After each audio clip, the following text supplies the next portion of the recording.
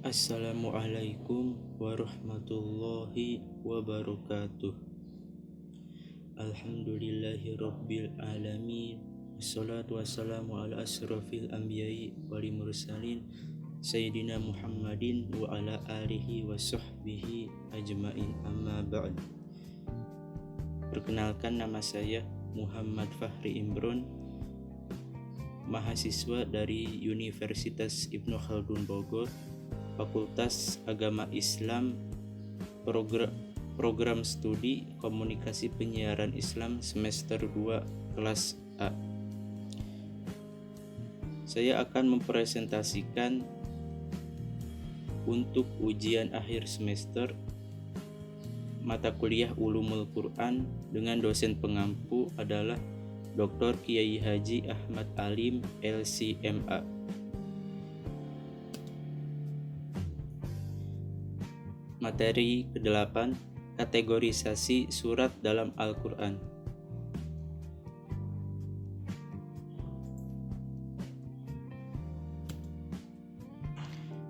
Kategorisasi surat dalam Al-Quran. Surat-surat di dalam Al-Quran itu memiliki beberapa kategori atau pengelompokan. Di dalam Ulumul Quran memiliki istilah atau nama tersendiri. Dilihat dari panjang pendeknya, surat dalam Al-Quran dibagi menjadi 5. Yang pertama, surat At-Tiwal, dari kata tawil, yang artinya panjang. Surat At-Tiwal adalah surat yang panjang-panjang, jumlahnya ada 7, karena itu sering disebut dengan As-Sab'u At-Tiwal. 7 surat yang panjang meliputi Al-Baqarah, Ali Imran, An-Nisa, Al-Maidah, Al-An'am, Al-A'raf, dan Al-Anfal. Yang kedua, surat Al-Mi'in, dari kata mi'ah, yang artinya angka 100. Surat Al-Mi'in berarti surat yang jumlah ayatnya kurang lebih 100 ayat. Yang ketiga, surat Al-Mathani, dari kata thanna, yang artinya mengulang. Menurut keterangan Ibnu Abbas radhiyallahu anhu dan Sa'id bin Jubair, disebut demikian karena Allah banyak mengulang tentang kewajiban-kewajiban, al-faraid, hukum-hukum syariat, kisah-kisah al-qasas, dan perumpamaan al-amthal. Berdasarkan urutannya, surat Al-Mathani adalah surat setelah Al-Mi'in. Yang keempat, surat Al-Mufassal, dari kata Al-Fasl, yang artinya batas. Disebut Al-Mufassal dari kata Al-Fasl, yang artinya sekat atau pembatas, sehingga dinamakan Mufassal karena ayatnya pendek-pendek.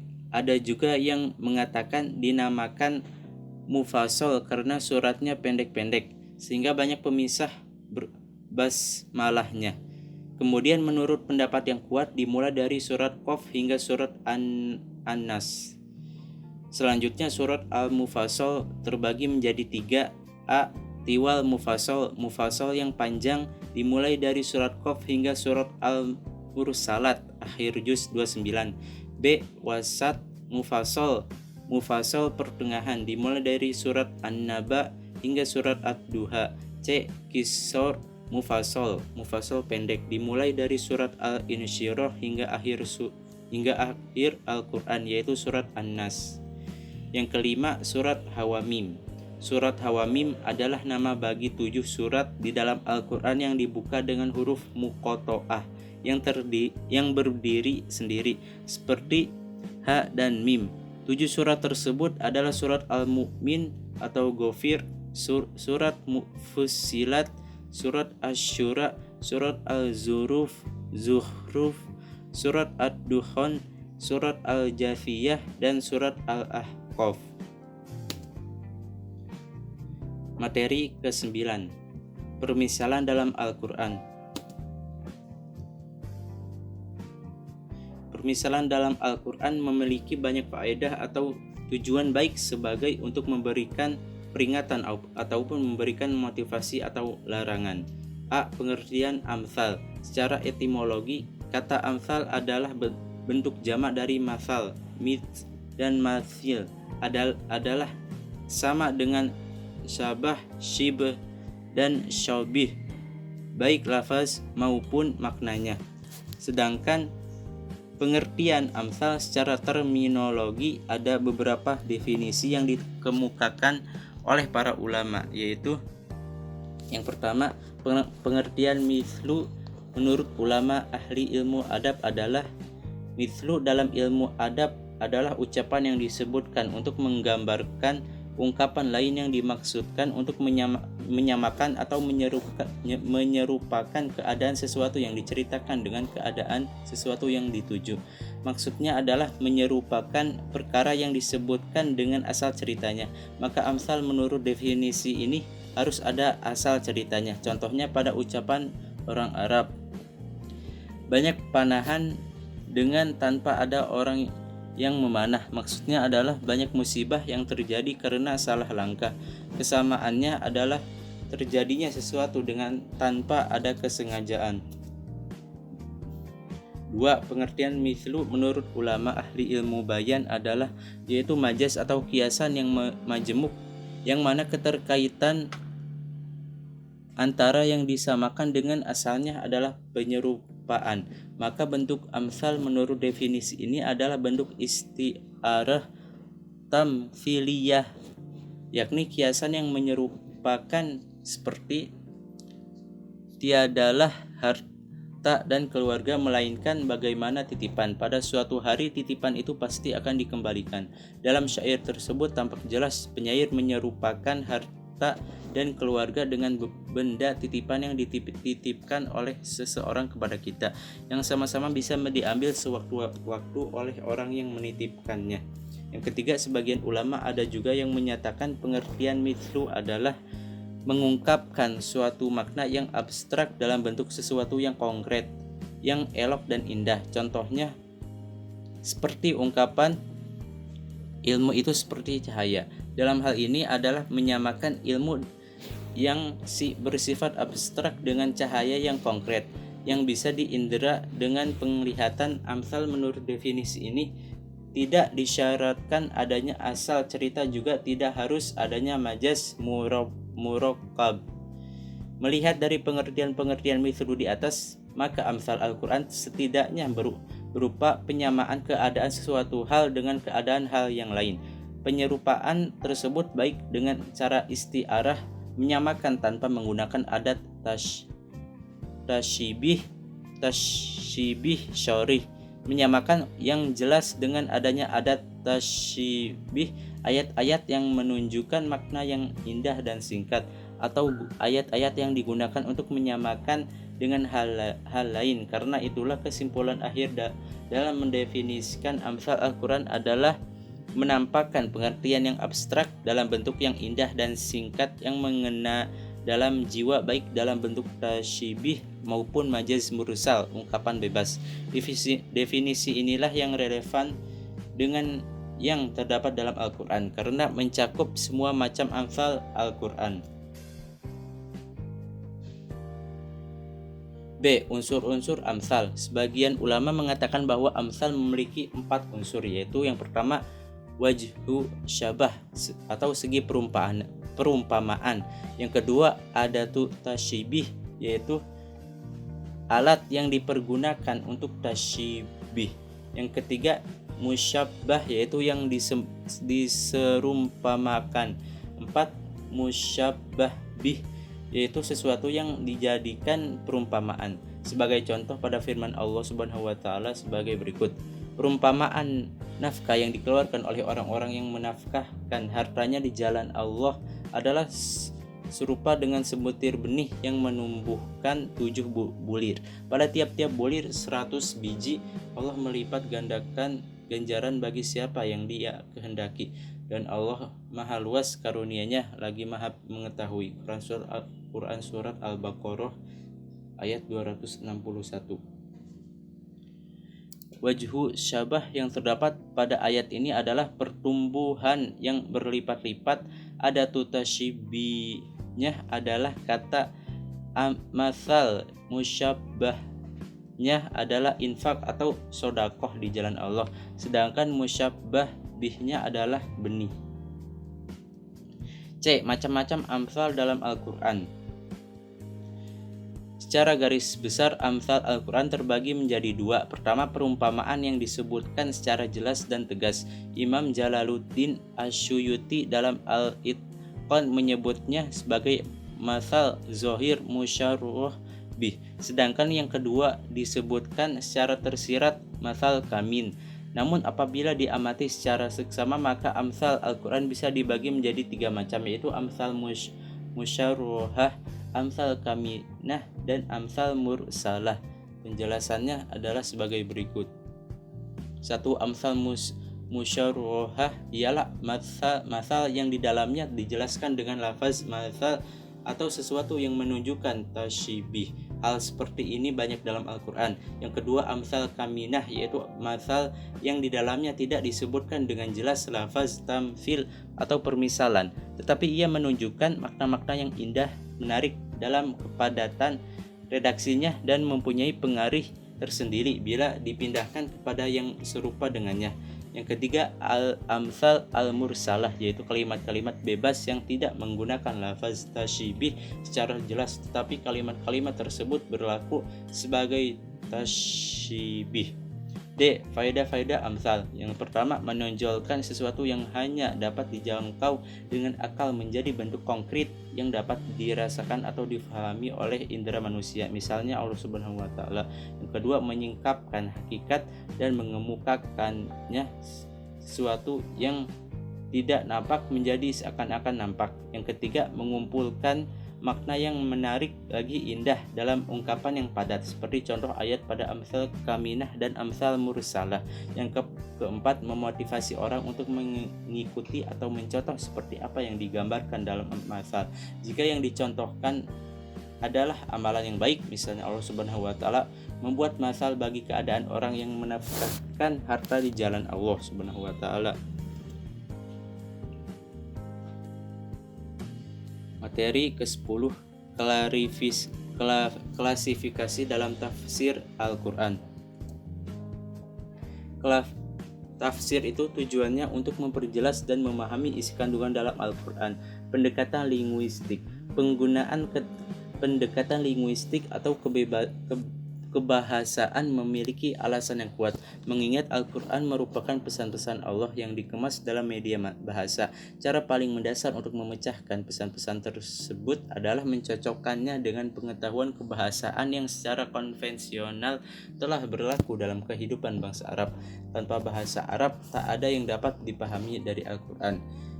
Menggunakan pengetahuan kebahasaan untuk menafsirkan Al-Quran bukan berarti selalu memaknai setiap kata dan kalimat-kalimatnya secara harfiah, literal. Orang Arab mengenal mantuk, makna tersurat, dan mafhum, makna tersirat, sehingga pemahaman tidak harus didapat dari kata-kata yang tertulis. Seperti dalam bahasa lain, sebagian lafaz dalam bahasa Arab kadang juga memiliki makna hakiki, literal, dan sekaligus majazi, metafor. Dalam konteks makna hakiki, sebuah lafaz ada kemungkinan memiliki makna syar'i, legal, urf, konvensional, dan atau lugawi, etimologis sekaligus. Secara literal, kata tangan bermakna salah satu anggota badan, tapi secara metafor, tangan juga bisa bermakna kekuasaan, kudrah. Pendekatan berbasis logika. Ketika suatu lafaz memiliki banyak alternatif makna, maka yang akan dipilih untuk diterapkan dalam memahami suatu ayat agar dapat menjawabnya. Seorang mufasir harus mengaktifkan seluruh daya pikirnya, ijtihad. Apa yang dilakukan oleh kelompok Mu'tazilah yang gemar mengalihkan makna literal ayat menuju makna metafornya, atau yang biasa disebut dengan istilah takwil, tidak lain hanyalah usaha untuk menjatuhkan pilihan makna yang dianggap paling tepat di antara alternatif makna yang tersedia dalam khazanah bahasa Arab berdasarkan suatu indikator qarinah. Misalnya makna harfiah Al-Quran yang dalam kacamata suatu mazhab teologis berimplikasi pada penyematan sifat makhluk kepada Allah Subhanahu wa taala, antropomisme tasyibih. Barangkali inilah salah satu bentuk pendekatan tafsir berbasis logika yang dipraktekkan dalam tradisi tafsir. Di sini kita dapat menyaksikan pertalian antara pendekatan bahasa dengan logika. Tidak heran jika secara tradisional penafsiran kebahasaan seperti tafsir Jalalain tercakup pula dalam kategori tafsir bi al-Ra'i. Pendekatan logika kadang juga sering dihubungkan dengan kecenderungan untuk menghubungkan Al-Quran dengan ilmu pengetahuan atau menjelaskan hal-hal gaib yang tidak bisa dinalar dengan secara tertentu, sehingga tidak bertentangan dengan sains modern. Muhammad Abduh misalnya memaknai batu-batu dari sijil yang dibawa oleh burung-burung ababil sebagai mikrobia atau virus pembawa penyakit. Pendekatan berbasis tasawuf, seorang mufasir yang mendekati Al-Quran secara mistis melihat ayat-ayat Al-Quran sebagai simbol atau isyarat, merujuk pada perkara yang melampaui makna kebahasaannya. Dengan kata lain, menurut para pengguna pendekatan ini, Al-Quran memiliki dua tingkat makna, yakni makna lahir dan makna batin. Makna lahir Al-Quran adalah makna kebahasaan yang dibahas oleh para mufasir pada umumnya, sedangkan makna batin adalah pesan tersembunyi di balik kata-kata. Makna ini hanya bisa ditangkap melalui penyingkapan khas yang dialami oleh mereka yang melakukan latihan mental sampai tingkat tertentu hingga Allah memberinya pengetahuan yang bersifat intuitif. Contoh prakteknya terkait dengan firman Allah, menurut Sahel Al-Tustari, makna lahir dari awwala bait adalah bangunan pertama yang didirikan untuk beribadah, yakni Ka'bah. Sedangkan makna batinnya adalah Rasulullah SAW akan beriman kepada beliau siapa saja yang Allah telah menetapkan tauhid di dalam hatinya. Adapun kecenderungan teoritis dalam tafsir kaum sufi termasuk kategori ra'yu. Pendekatan berbasis tradisi, riwayat khususnya hadis Nabi SAW memiliki peranan penting dalam tafsir tradisional. Riwayat dari Rasulullah berperan dalam menjelaskan makna Al-Quran yang global, mengkhususkan hal yang umum, membatasi hal yang mutlak. Riwayat juga menjadi sumber informasi tentang kondisi spesifik yang melatar belakangi turunnya ayat Al-Quran, sabab al-nuzul. Yang penting dalam memahami lingkup masalah yang dicakup oleh suatu ayat, pengetahuan tentang ayat-ayat yang mansuh tak lepas pula dari peranan riwayat dalam penafsiran Al-Quran. Para ahli tafsir klasik yang juga memakai penjelasan yang bersumber dari para sahabat dan sebagian tabi'in. Sekalian mereka sadar besar kemungkinan apa yang diriwayatkan itu merupakan ijtihad, ra'yu, sejauh bukan merupakan ijma mereka. Tidak mengherankan jika di antara mereka yang dinukil penafsirannya itu sering muncul perbedaan pendapat. Materi ke-11, Ijaz Al-Quran. Kemukjizatan Al-Quran atau keajaiban di dalam Al-Quran. Kemukjizatan Al-Quran sudah banyak ditulis dalam kitab ulama. Kemukjizatan Al-Quran adalah bukti risalah yang dibawa oleh Rasul SAW sebagai juga bukti kenabian atau kerasulan Rasul. Salah satu fungsi mukjizat Al-Quran adalah bukti kenabian atau kerasulan sehingga sebagai salah satu hidayah sehingga orang yang didakwahkan ikut beriman. Pengertian ijaz Al-Quran secara bahasa. Kata ijaz berasal dari kata yang berarti kelemahan atau ketidakmampuan. Kata ijaz adalah bentuk nomina verbal dari kata ajaza yang berarti mendahului.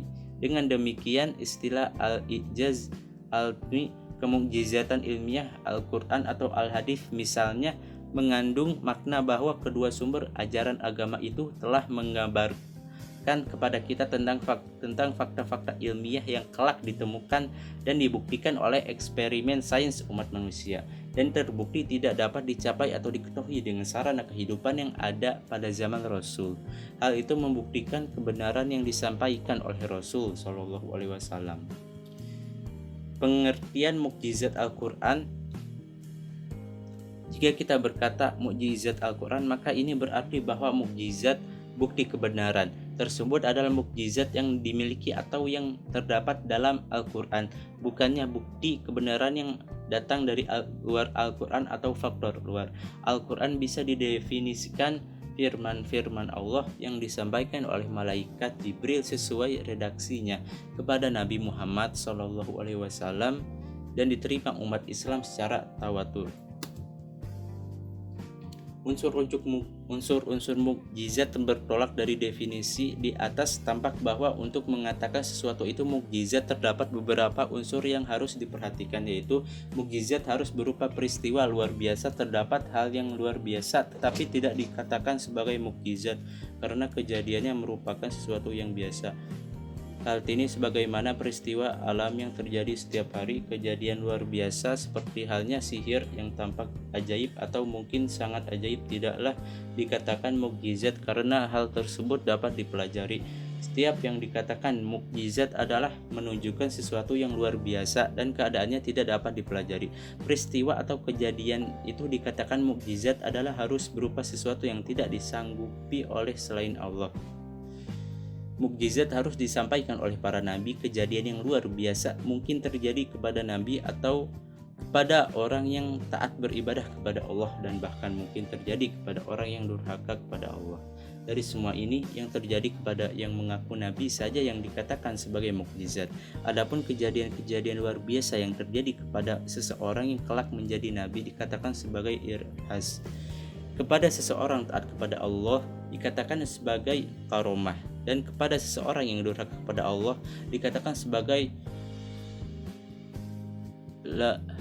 lahanah, penghinaan, atau istiroj, rangsangan untuk lebih durhaka.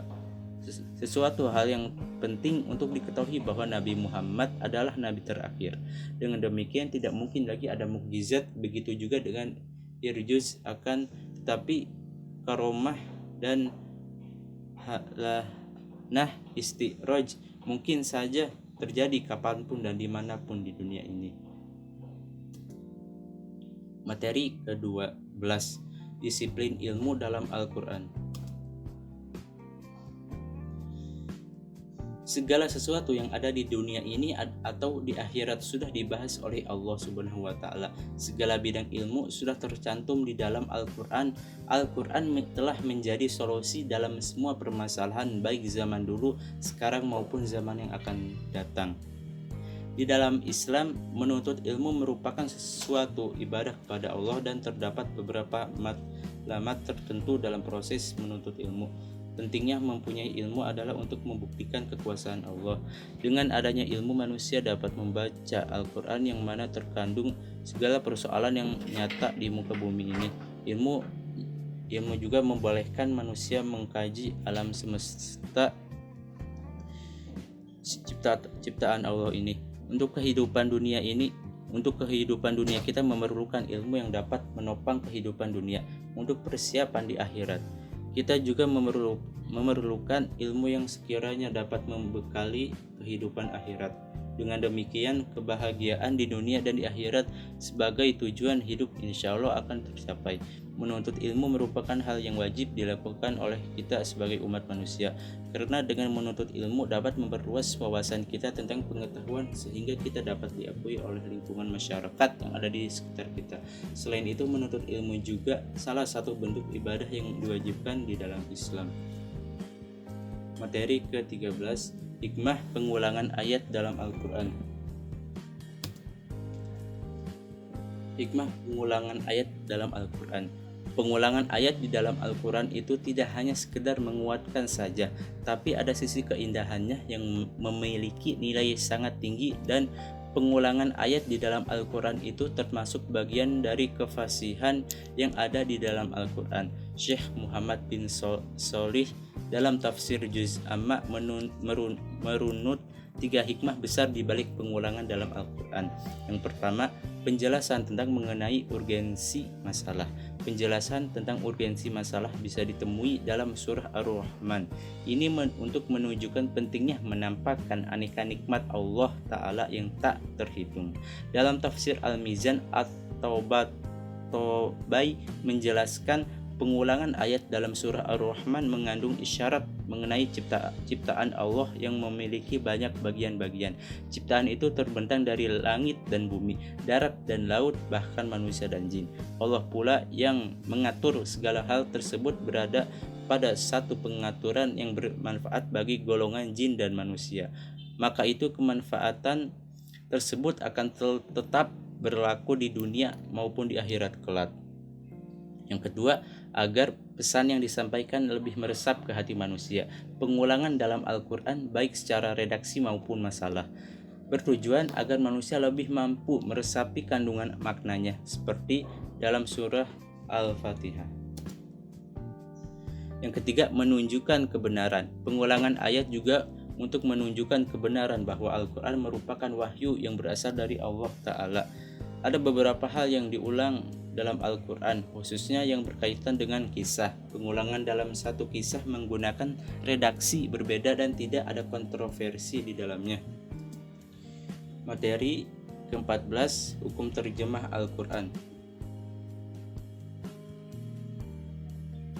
Hukum terjemah Al-Quran. Menterjemah Al-Quran itu kita lihat dari sisi bahasa dulu.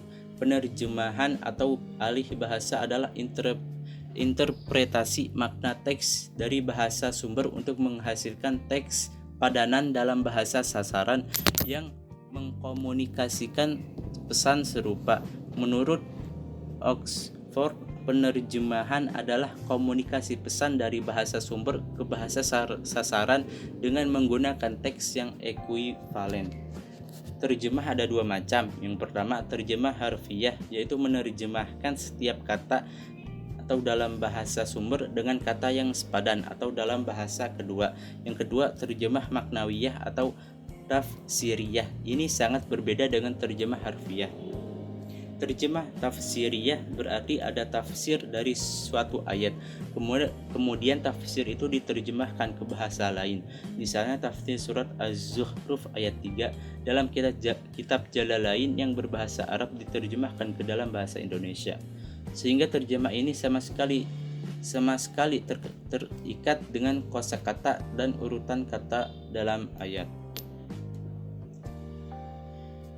Alhamdulillahirabbil alamin. Sekian presentasi dari saya, Muhammad Fahri Imron. Kurang lebihnya mohon maaf. Wassalamualaikum warahmatullahi wabarakatuh.